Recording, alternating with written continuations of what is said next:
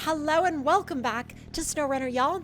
And in this video, we're going to be taking a look at a brand new full region this time for the Gauntlet. And we're going to be basically using that as a background to also take a look at the latest DLC release date.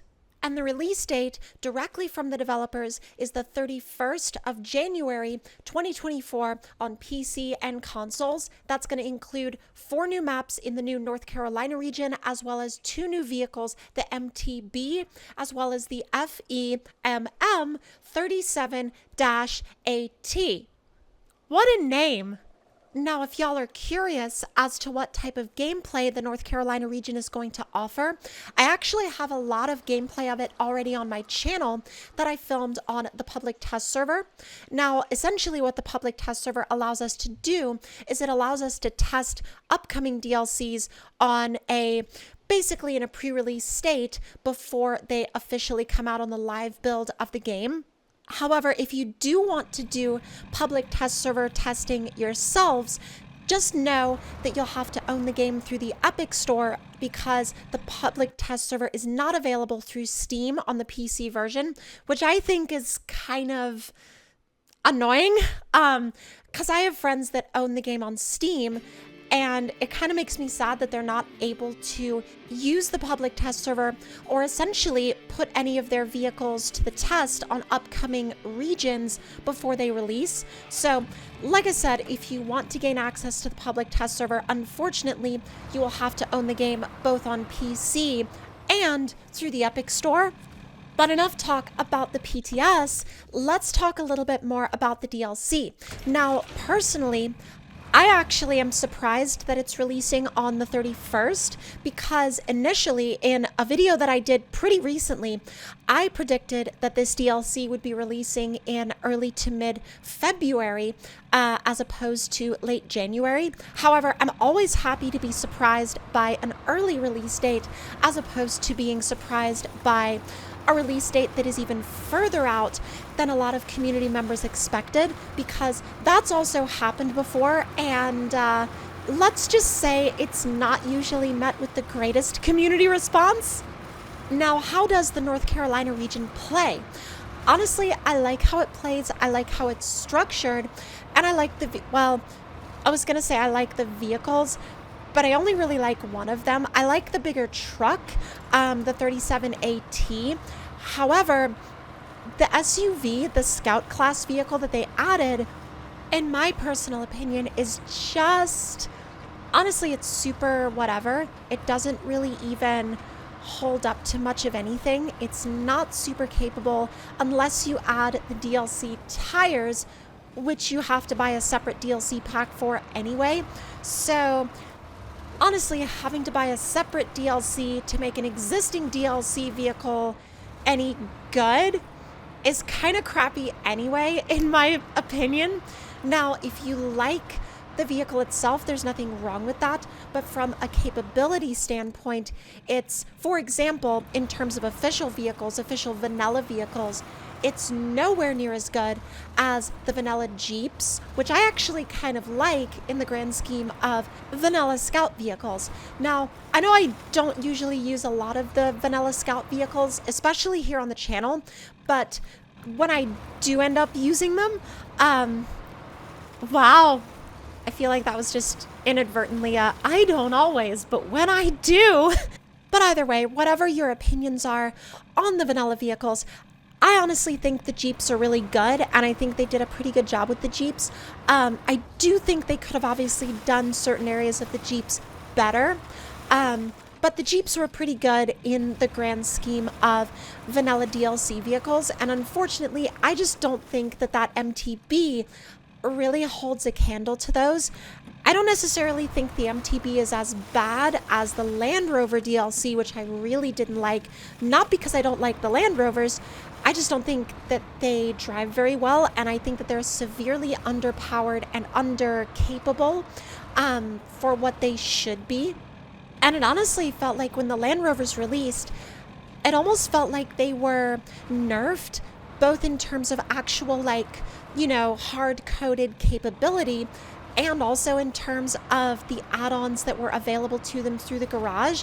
I don't know, it just felt like they severely handicapped the performance of the Land Rovers. I'm not quite sure why they would do that, although let me know if you feel similarly in the comments down below. Now, as far as year 3 pass stuff goes, do I think the year 3 pass is worth it, especially as we move a little bit further into SnowRunner's lifespan and just overall content life cycle? I'm honestly not sure. Like, if we were still in the days of the year 1 pass and the year 2 pass, I would be a little bit more inclined to say, yeah, go ahead and buy the pass. However, now I feel like it might be a little bit better to pick and choose which DLCs you actually want. And that's, of course, also no shade or judgment to anyone that chooses to purchase the year 3 pass. I mean, I have the year 3 pass, but that's also because I always make videos on all of the new seasons that release, so it makes sense for me to have the year 3 pass. But at the same time, I can also totally understand if, at this point especially, you're not really interested in buying season passes anymore. Now, with expeditions right around the corner, I can also see how you might be in the mindset of, well, we have a new game coming soon. I don't know how much I want to invest into SnowRunner when we're so close to an additional game in the series, which is also a totally valid standpoint to have.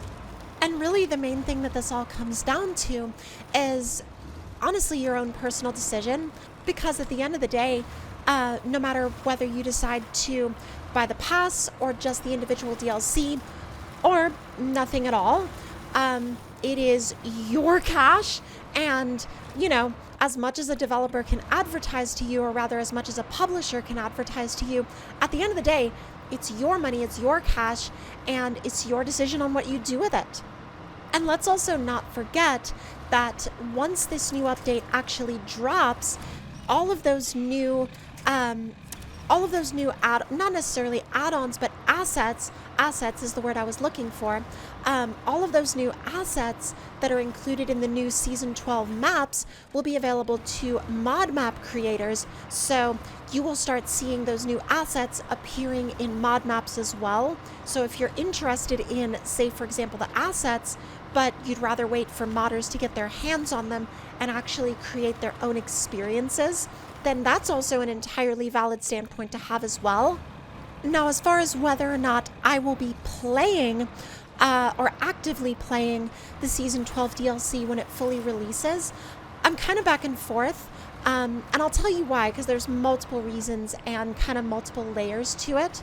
So one of the reasons actually goes back into why y'all haven't seen any live streams from me lately.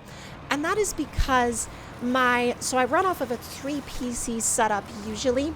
I have my gaming PC, and then I have my editing and streaming PC, and then I have my laptop, which I use for various work and stuff like that.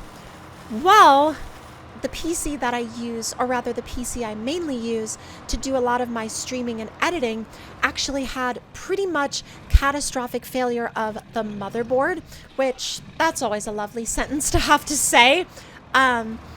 Trust me, I'm not looking forward to figuring out what's actually wrong with it and going in and fixing it. But right now, I'm running off of my other PC, my gaming PC, and my laptop, which the laptop is definitely a powerhouse for what it is, but it's not anywhere near as powerful as the main editing rig / streaming rig that I was using before. And the problem with streaming specifically, or at least at the moment, is the laptop, or rather, so the gaming PC, the secondary gaming PC, can totally run everything needed to push the games for a live stream. However, running all of the capture software through the laptop, as well as trying to use it to run the stream itself, that can be a little bit taxing on the laptop itself. So I'm trying to work creatively on getting a secondary setup put together that works, while I try to figure out how to fix the other PC. And as you can tell, I'm basically in broken PC limbo at the moment, which broken PC limbo is such a I hate it. I'm going to be completely honest. I really, it's one of those things that's super frustrating to deal with. But at the same time, it's also just kind of a part of running something like this and running a channel. And every once in a while, you just have to deal with broken gear. And there's a lot of people out there that would just go ahead and replace the gear or go ahead and fix it and just never talk about it. But I like sharing stuff like this because I'm like, broken gear is like all part of the experience. And I mean, some people might think, oh, why are you bringing that up? That's so boring to talk about. But I'm like, I think it keeps things a little bit more real. But either way, that is where we're going to end this one. And if y'all enjoyed this talk about the release date of the Season 12 DLC, as well as a little bit of talk about the vehicles and more, let me know any thoughts, opinions, or suggestions in the comments down below, and I will do my best to get back to them as much as I can. And also, I want to say that the map/region that we showed in the background in this video, the Gauntlet, is absolutely incredible as a full region, and you should definitely check it out and get your hands on it because it's a blast. But again, that's going to do it for this one, y'all, and I'll see y'all next time.